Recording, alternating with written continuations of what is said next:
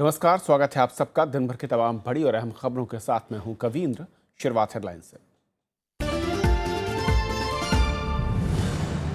पाकिस्तान पर भारत के दबाव का असर, हिरासत में जैश ए मोहम्मद का सरगना मौलाना मसूद अजहर, जैश के कई दफ्तर हुए सील।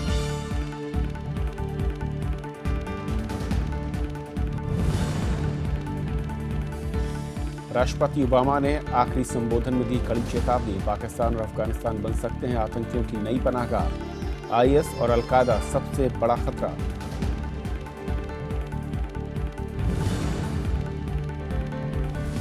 प्रधानमंत्री फसल बीमा योजना को कैबिनेट की मंजूरी, किसानों को देना होगा महज 2% तक प्रीमियम, खरीफ सीजन से लागू।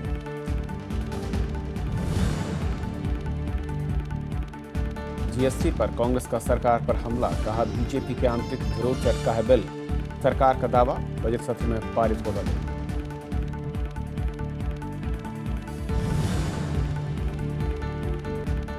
केरल बना देश का पहला पूर्ण प्राथमिक शिक्षित राज्य, हर नागरिक चौथी पास। उपराष्ट्रपति ने शिक्षा को बताया आजादी और अधिकार का रास्ता।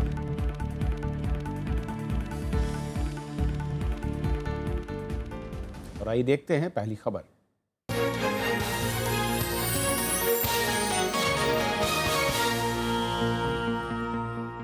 पठानकोट आतंकी हमला मामले में कार्रवाई करते हुए पाकिस्तान ने आज जैश ए मोहम्मद के मुखिया मौलाना मसूद अजहर को हिरासत में ले लिया है। इसके साथ ही पाकिस्तान के कई हिस्सों में आज छापेमारी की भी कार्रवाई हुई, जिसमें मसूद अजहर के भाई रऊफ के साथ जैश के कई दूसरे आतंकी भी गिरफ्तार किए गए हैं और कई दफ्तर सील किए गए हैं। पाकिस्तान से आतंकी हमले की जांच के सिलसिले में एक जांच टीम भारत आ सकती है। इस बीच विदेश मंत्री सुषमा स्वराज से विदेश सचिव एस जयशंकर ने मुलाकात की। पाकिस्तान के साथ बातचीत पर आज रात तक कोई बड़ा फैसला हो सकता है। पठानकोट में आतंकी हमले के मामले में भारत की ओर से सौंपे गए सबूतों पर पाकिस्तान में कार्रवाई होती दिख रही है। सुरक्षा एजेंसियों ने बुधवार को आतंकी संगठन जैश ए मोहम्मद के कई दफ्तरों में छापेमारी की और संगठन के सरगना मौलाना मसूद अजहर के साथ कई अन्य आतंकियों को हिरासत में ले लिया। भारत ने पठानकोट हमले के मामले में जैश के शामिल होने के सबूत पाकिस्तान को सौंपे थे। जियो टीवी के मुताबिक मसूद अजहर के साथ उसके भाई अब्दुल रहमान रऊफ को भी हिरासत में लिया गया है। इसके अलावा बहावलनगर, बहावलपुर, मुल्तान और मुजफ्फरगढ़ में जैश के दफ्तरों पर छापे मारकर इन्हें सील किया गया। बुधवार को ही पाकिस्तान के प्रधानमंत्री नवाज शरीफ ने भारत की ओर से सौंपे गए सबूतों पर कार्रवाई की समीक्षा के लिए उच्च स्तरीय बैठक भी बुलाई थी, जिसमें सेना प्रमुख और आईएसआई के डीजी भी मौजूद थे। हमारा विदेश मंत्रालय, हमारा गृह मंत्रालय इन सारी घटनाक्रम का संज्ञान लिए हुए जो भी देश हित में हो वो कार्रवाई कर रहा है। आतंकी संगठन जैश ए मोहम्मद के कई सदस्यों की गिरफ्तारी की खबर भारत और पाकिस्तान के विदेश सचिव स्तर के अधिकारियों की प्रस्तावित बैठक से 48 घंटे पहले आई। हालांकि अभी भी 15 जनवरी को पाकिस्तान में होने वाली इस बैठक पर स्थिति साफ नहीं है। इस बीच सेना प्रमुख दलबीर सिंह सुहाग ने पठानकोट एयरबेस में आतंकियों के खिलाफ ऑपरेशन के लंबा खिंचने पर सफाई भी दी। I would like to assure the nation that your army is highly motivated, singularly focused, fully prepared and ready to respond to any threats or challenges to our national security. Pathankot airbase में आतंकी हमले के मामले में गुरदासपुर के SP से बुधवार को एनआईए की लगातार तीसरे दिन भी दिल्ली में पूछताछ जारी रही।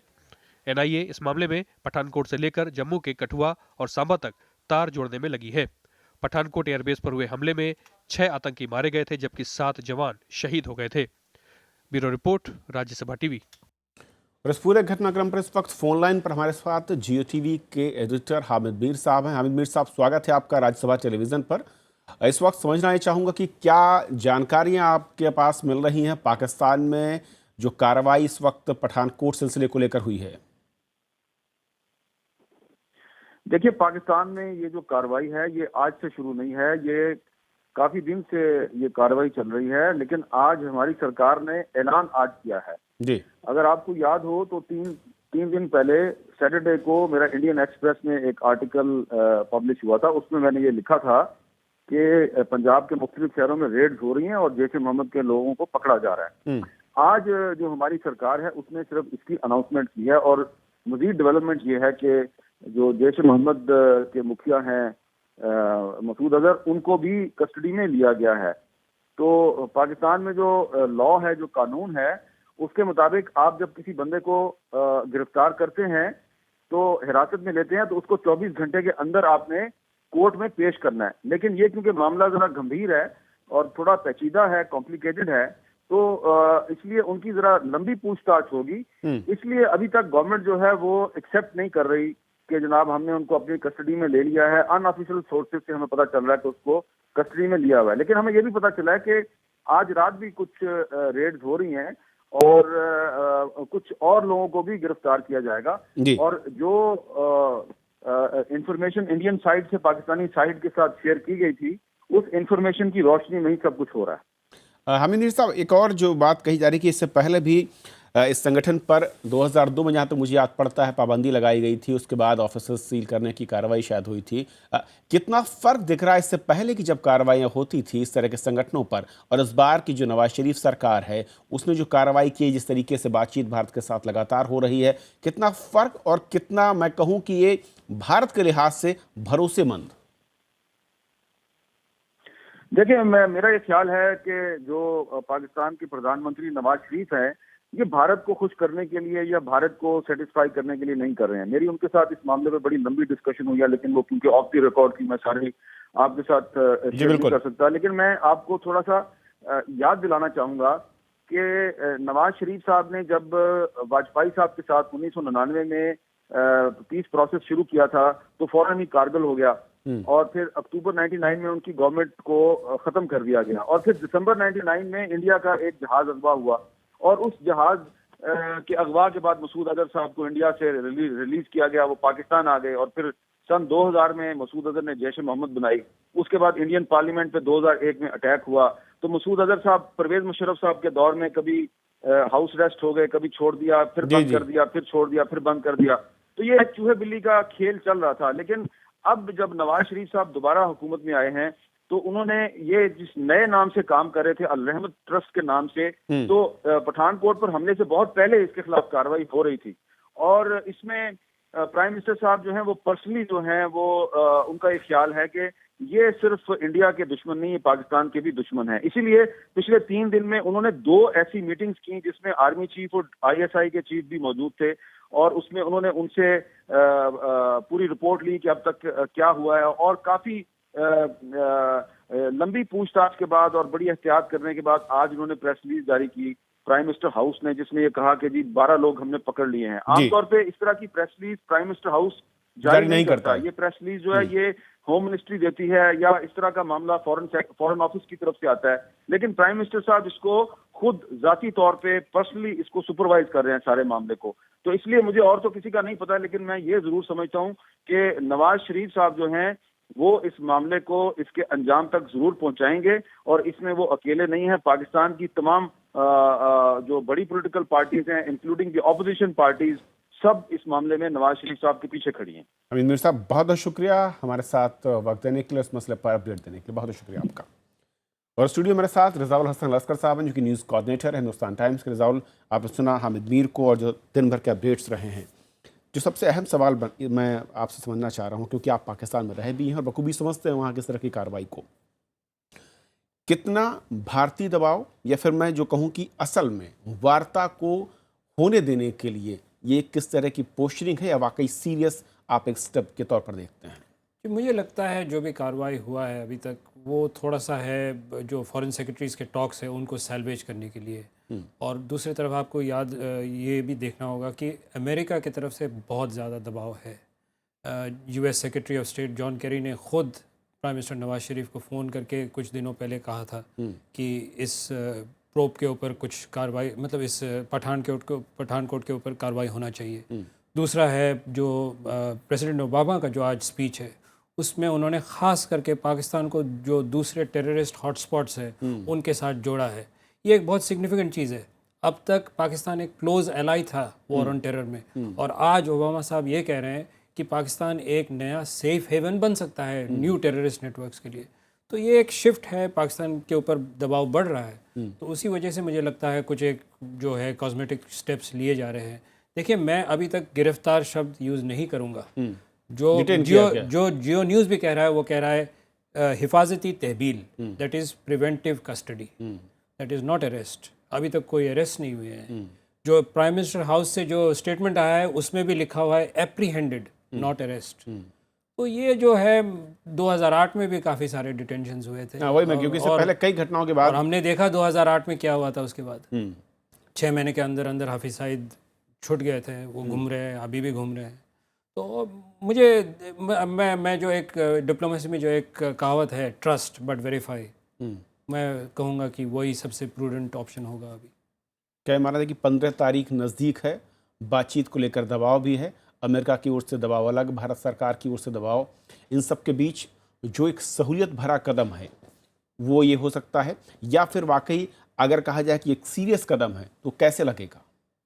देखें, ये जैसे मैंने कहा थोड़ा सा हमें देखना पड़ेगा, मतलब क्या होता क्या है, वेट करना पड़ेगा। थोड़ा वेट करना पड़ेगा। देखिए जाहिर बात है जो सबसे इम्पोर्टेंट अभी दोनों कंट्रीज़ के फोकस है वो फॉरेन सेक्रेटरीज़ के टॉक्स है। आज रात तक शायद हमें पता ही चल जाएगा कि फॉरेन सेक्रेटरी जयशंकर साहब जा रहे हैं या नहीं जा रहे। लेकिन ये देखना पड़ेगा कि कदम क्या होते हैं इसके बाद। क्या वो जो पाकिस्तान में जो अहम जो टेररिस्ट वाक़यात हुए हैं उन्होंने सारे वो मिलिट्री कोर्ट में ट्राई किया है, लेकिन जो मुंबई का केस है वो सिविलियन कोर्ट में है। वो क्या मिलिट्री कोर्ट में जाएगा? ये मामला पठानकोट वाला मामला क्या वो मिलिट्री कोर्ट में जाएगा? तो ये देखना पड़ेगा। अगर वो ख़ास करके सीरियस है तो शायद वो आर्मी कोर्ट में देंगे ये। और ये अगर मसूद अज़हर के ख़िलाफ़, देखिए जो पाकिस्तान में यूजुअली ये जो डिटेंशंस होते हैं ये उनका एक लॉ है मेंटेनेंस ऑफ पब्लिक ऑर्डर, उसके तहत यूजुअली होता है। उन्होंने वो हाफिज़ सईद के ऊपर भी वही लगाया था। लेकिन ये बड़ा एक लूज़ सा लॉ है, ये कभी भी आप यूज़ कर सकते हैं और उसके बाद उसका कुछ है 3 महीने का शायद है ड्यूरेशन, उसके बाद वो अपने आप से लैप्स हो जाता है। तो क्या ये कहा जाए रज़ाउल की जिस तरीके की उम्मीद भारत सरकार कर रही थी ये कदम उसी के लिहाज से हैं, लेकिन जो संकेत मिल रहे हैं कि वहाँ की एक टीम आएगी जो पठानकोट में हुआ उसके साथ भारत के साथ या भारतीय एजेंसियों के साथ मिलकर जांच को आगे बढ़ा सकती है, साथ ही साथ NSA जो है आज बातचीत भी कर रहे हैं, आज रात मुलाकातों का दौर चलेगा और आज तक अनाउंसमेंट भी हो सकता है, तो क्या दबाव के तहत जो कार्रवाई होनी चाहिए थी वो आपको नहीं दिख रही है, या फिर माना जाए कि इससे पहले इतनी बार अविश्वास हुआ है या फिर वादे को तोड़ा गया है कि भरोसा करना इस बार मुश्किल दिख रहा है? मेरे लिए दूसरा जो आपने बोला, जो भरोसा करना बड़ा मुश्किल हो जाता है। मैं देखिए दो चीज़ें कहूँगा। एक तो है दबाव, तो है डेफिनेटली दबाव से कुछ हो रहा है। ये पहले बार था 2008 के बाद, मुंबई के बाद पाकिस्तान ने लगातार उसको डिनाई करते रहा कि पाकिस्तान से कुछ हुआ ही नहीं है। फिर जब कसब का गांव निकला, उसके फैमिली निकली, उसके बाद उन्होंने एडमिट किया। लेकिन इस बार ये डिफरेंट था कि उन्होंने इमीडिएटली उन्होंने डिनाई नहीं किया, उन्होंने सीधा सीधा कहा कि हम जो इंडिया से लीड्स आए हैं वो उसके ऊपर हम काम कर रहे हैं। दूसरा आपने जो कहा इन्वेस्टिगेटिव टीम भेजने का, आपको थोड़ा सा मैं माजी की तरफ फिर से ले जाऊँगा। 2008 में पाकिस्तान ने कहा था कि हम ISI चीफ को भेजना चाहते हैं इंडिया, और 12 घंटे के अंदर अंदर वो डिसीजन फिर से वापस हो गया था। तो मैं कहूँगा फिर कुछ वक्त और चाहिए, वेट, ट्रस्ट बट वेरीफाई। चलिए, बहुत शुक्रिया रज़ाउल इस पूरी मसले पर बातचीत करने के लिए आपका। तो ये थी हमारी पहली खबर। छोटा सा ब्रेक के उस पार दिन भर की दूसरी बड़ी खबरें।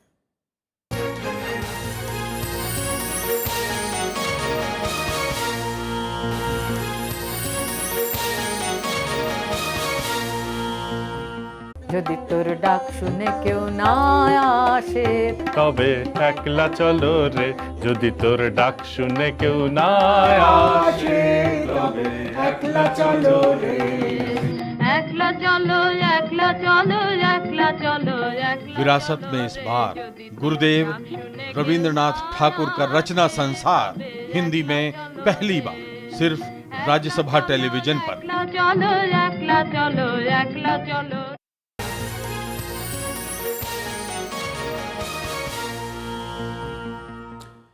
कैबिनेट ने प्रधानमंत्री फसल बीमा योजना को मंजूरी दे दी है, जिसमें किसानों को खरीफ फसलों के लिए 2% और रबी फसलों के लिए महज 2% तक प्रीमियम देना होगा। ये योजना खरीफ सीजन से लागू होगी। आज की कैबिनेट ने यह फैसला किया है कि एक नई फसल बीमा योजना लागू की जाएगी, जिसे प्रधानमंत्री फसल बीमा योजना कहा जाएगा। केंद्रीय गृह मंत्री राजनाथ सिंह ने कहा कि नई बीमा योजना में फसलें खराब होने पर किसानों को पूरा मुआवजा मिल सकेगा। फिलहाल 19.44 करोड़ हेक्टेयर पर खेती होती है और इसमें से 23% खेती का ही बीमा होता है। केंद्र सरकार का लक्ष्य आधी जमीन को योजना के तहत लाना है। इस पर करीब 9,000 करोड़ रुपए का खर्च आएगा। खरीफ में 2% और रबी में 1.5%, और पहले 15% तक था। यानी पहले ज्यादा लगाओ और कम पाओ, और अब कम लगाओ और ज्यादा पाओ। तो 11% के कैपिंग के कारण नुकसान की पूरी भरपाई नहीं होती थी। उसको इस नई बीमा योजना के अंतर्गत उस कैपिंग को हटा दिया गया है। कैबिनेट ने 7वें वेतन आयोग की सिफारिशों को लागू करने के लिए सचिवों की एक अधिकार प्राप्त समिति को भी मंजूरी दी। विशाल दहिया, राज्यसभा टीवी। कांग्रेस ने केंद्र सरकार को आर्थिक नीति के मोर्चे पर नाकाम बताया है। मंगलवार को खुदरा महंगाई के बढ़ने और औद्योगिक विकास की रफ्तार में पिछड़ने के आंकड़ों पर कांग्रेस ने सरकार पर हमला बोला। कांग्रेस नेता जयराम रमेश ने कहा कि सरकार के दावों के विपरीत महंगाई लगातार बढ़ रही है। उन्होंने ये भी कहा कि जीएसटी बिल पर सरकार कांग्रेस को दोषी ठहरा रही है, जबकि इसे खुद बीजेपी और न ही प्रधानमंत्री पारित कराना चाहते हैं। हालांकि बीजेपी ने कांग्रेस के इन आरोपों को हताशा वाला बयान बताया। GST is within the BJP. The Congress is an excuse. It is an alibi. Mr. Narendra Modi doesn't want GST. Mr. Amit Shah doesn't want GST. Mr. Piyush Goyal doesn't want GST. Gujarat government doesn't want GST. मुझे लगता है कि अब हार को जो है वो हुड़दंग नहीं बनाना चाहिए। कुछ लोगों की अफसोस की बात है कि कुछ लोगों ने अपनी हार की हताशा को हुड़दंग में तब्दील कर दिया है, और ये हुड़दंग जो है वो उनकी राजनीतिक सेहत के लिए ठीक नहीं है। देश के विकास को रोकना किसी भी पार्टी के हित में नहीं होगा। कांग्रेस ने महाराष्ट्र प्रमुख संजय निरुपम को कारण बताओ नोटिस जारी किया। ये नोटिस पिछले महीने 28 दिसंबर को स्थानीय पत्रिका कांग्रेस दर्शन में छपे विवादित लेख को लेकर दिया गया, जिसमें पूर्व प्रधानमंत्री जवाहरलाल नेहरू और सोनिया गांधी के बारे में लिखा गया था। इस लेख में नेहरू के कुछ फैसलों पर सवाल उठाए गए थे और उन्हें सरदार पटेल से कम करके आंका गया था। साथ ही 1998 में कांग्रेस की तरफ से सरकार बनाने की असफल प्रयासों की भी बात लिखी गई थी। लेख सामने आने के बाद काफ़ी विवाद हुआ था और संजय निरुपम इस पत्रिका के संपादक हैं और उन्होंने इसके लिए माफ़ी भी मांगी थी। केरल में हर नागरिक अब 4वीं कक्षा तक पढ़ा लिखा है, यानी केरल सबको प्राथमिक शिक्षा देने वाला देश का पहला राज्य बन गया है। उपराष्ट्रपति मोहम्मद हामिद अंसारी ने आज तिरुवनंतपुरम में इसकी घोषणा की। उन्होंने कहा कि शिक्षा व्यक्तिगत आज़ादी और अधिकार हासिल करने का सबसे बढ़िया जरिया है। केरल में वर्ष 2014-15 में अतुल्यम कार्यक्रम शुरू हुआ, जिसके तहत 15 से 50 साल के 2,40,000 लोगों की पहचान हुई। इनमें से करीब 2,05,913 लोगों को कक्षा तक लाया गया और 6 महीने तक उन्हें पढ़ाया भी गया। पिछले साल 7 जून को ही परीक्षा के बाद 2,02,862 परीक्षार्थियों को जिसमें सफल घोषित किया गया।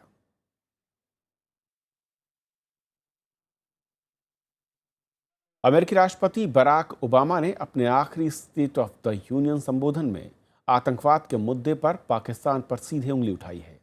उन्होंने अमेरिका को आतंकवाद को ध्यान में रखते हुए नई नीतियां बनाने की बात भी कही।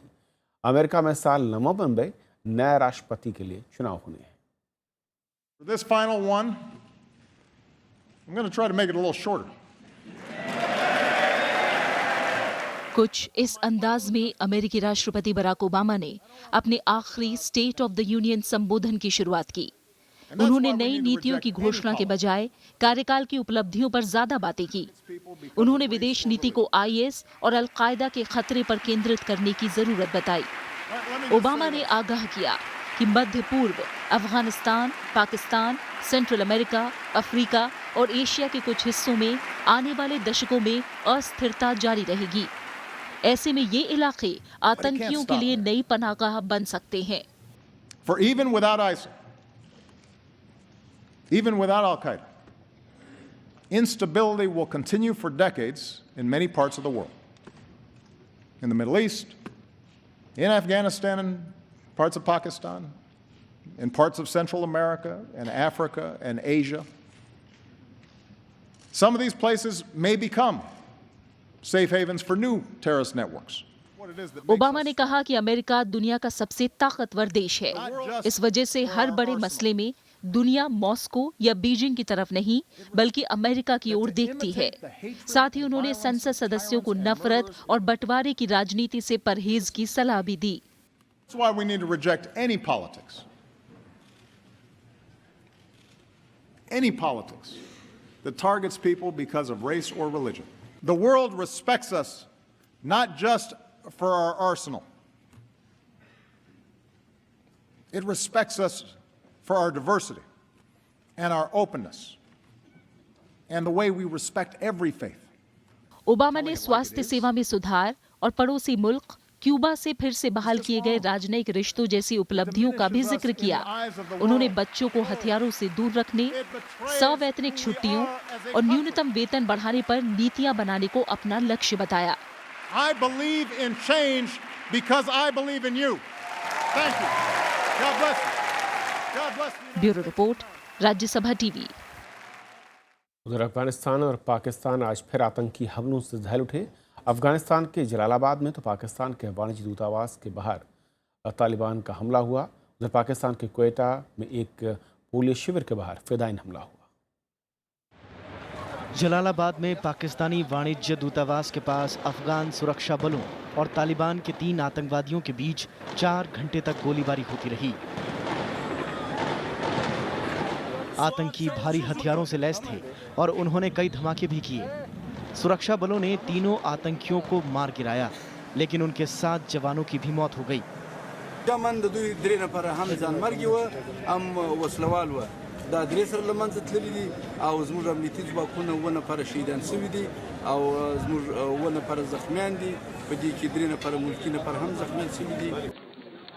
उधर बलूचिस्तान की राजधानी क्वेटा में भी एक पोलियो सेंटर के बाहर धमाका हुआ। पुलिस ने बताया कि एक आत्मघाती हमलावर ने गेट के पास खड़ी पुलिस वैन को निशाना बनाया। इसमें 13 पुलिस वालों और 2 लोगों की मौत हो गई, जबकि 10 घायल हैं। किसी सूरत में नहीं हटेंगे। पोलियो की मुहिम पूरे सूबे में चलती रहेगी, नॉन स्टॉप चलती रहेगी, विदाउट एनी इंटरप्शन चलती रहेगी, और हम इसको कोशिश करेंगे कि अपने रिसोर्सेज मजीद बढ़ाकर इसको मजीद तेज करें। दोनों हमले ऐसे वक्त में हुए हैं जब तालिबान को वार्ता की मेज पर लाने की कोशिशें हो रही हैं। बीते सोमवार को इस्लामाबाद में अफगानिस्तान, पाकिस्तान, चीन और अमेरिकी अधिकारियों की बैठक भी हुई थी। Bureau report, Rajya Sabha TV. विश्व पुस्तक मेले में इस बार की थीम है भारत की सांस्कृतिक धरोहर, जिसमें दर्शन, ज्ञान और परंपराओं को न सिर्फ आकार दिया गया है, बल्कि हजारों वर्षों तक देश की सीमा के परे की संस्कृतियों और सभ्यताओं को भी इसमें शामिल किया गया है।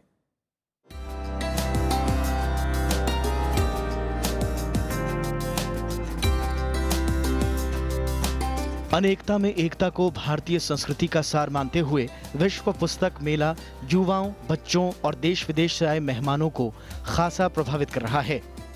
पुस्तक मेले में उन पहलुओं से रूबरू कराया जा रहा है जिनका वास्ता रोजमर्रा की जिंदगी से है। जब हमें अपने सांस्कृतिक धरोहर के बारे में पता चलेगा, हम जितना उसको जानेंगे, we can feel proud to be an Indian. All the manuscripts that we have in India, जितना भी है वो सब देखने के लिए और जानने के लिए दोबारा आए और बहुत ज़्यादा हमें पता चला। पुस्तक मेले की थीम में एक तरफ जहां आपको भारत की विविधता दिखाई देगी, वहीं दूसरी तरफ इस थीम की बनावट इस तरह की गई है कि ये देश के अलग अलग राज्यों की संस्कृति, लोक नृत्य और कला से भी परिचय करा सके। पुस्तक मेले में पांडुलिपि भी दर्शकों के आकर्षण का केंद्र बने हुए हैं। हम लोग राष्ट्रीय पांडुलिपि मिशन से पुराने पांडुलिपि भी यहाँ शोकेस करवाया, कुछ चित्रों में इधर लगा दिया है, और किताबें सब बहुत सारे, हमें नहीं और सारे पार्टनर है, सभी का किताबें भी यहाँ दिखाया गया है। ये थीम पैविलियन शोकेस कर रहा है, यहाँ कोई सेल के लिए है। पुस्तक मेले की थीम को 4 संस्थाओं ने मिलकर बनाया है। इसमें 800 भाषाओं से ज्यादा की पुस्तकों को प्रदर्शित किया गया है। तो हम लोग का जो थीम है, जो टैगलाइन है, ये है विविध भारत, विविधता में एकात्मता। सब इसको हम लोग आगे बढ़ाने के लिए सबको, जो बाहर से आए हुए हैं, विश्व के सामने में भारत का जो सबसे बड़ा स्पेशलिटी है, जो हम लोग इतना सारे वेराइटीज़ में, इतने सारे विविधता में भी हम लोग एक साथ जोड़ के हम लोग एक भारत बन के हम लोग चल रहे हैं।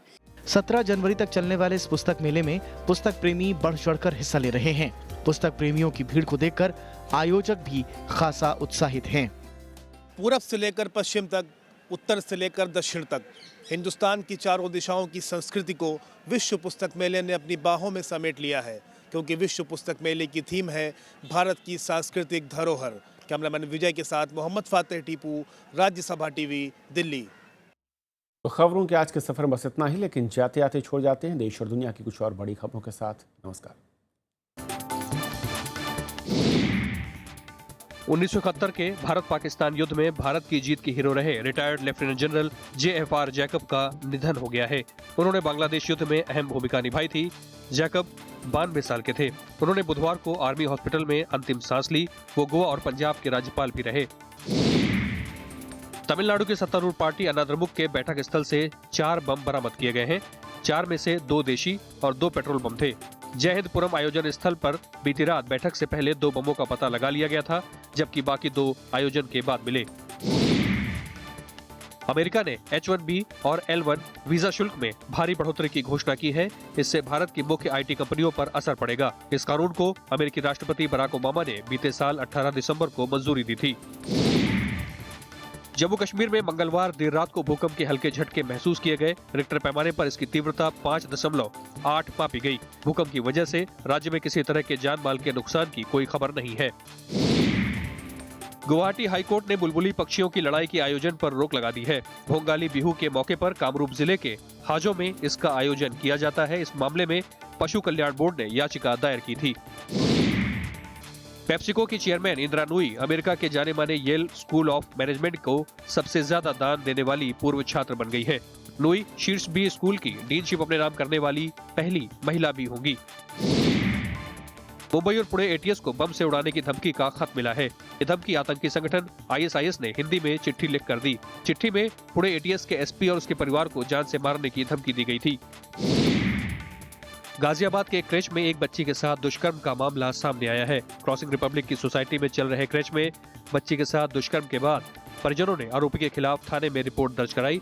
पुलिस ने आरोपी को गिरफ्तार कर बच्ची का मेडिकल कराया, जिसमें दुष्कर्म की पुष्टि हो गई है। बुधवार को शेयर बाजार आधे फीसदी से अधिक की बढ़त लेकर लगातार 7 दिन की गिरावट से उभरने में सफल रहा। सेंसेक्स 173 अंकों की छलांग लगाकर 24,855 और निफ्टी 53 अंक बढ़कर 7,562 पर बंद हुआ। सानिया मिर्जा और मार्टिना हिंगिस ने WTA सिडनी इंटरनेशनल टूर्नामेंट में सीधे सेटों में जीत दर्ज करके सेमीफाइनल में जगह बनाई है। इस जीत के साथ दोनों ने महिला युगल में लगातार सबसे ज्यादा मैच जीतने के रिकॉर्ड की बराबरी भी कर ली है।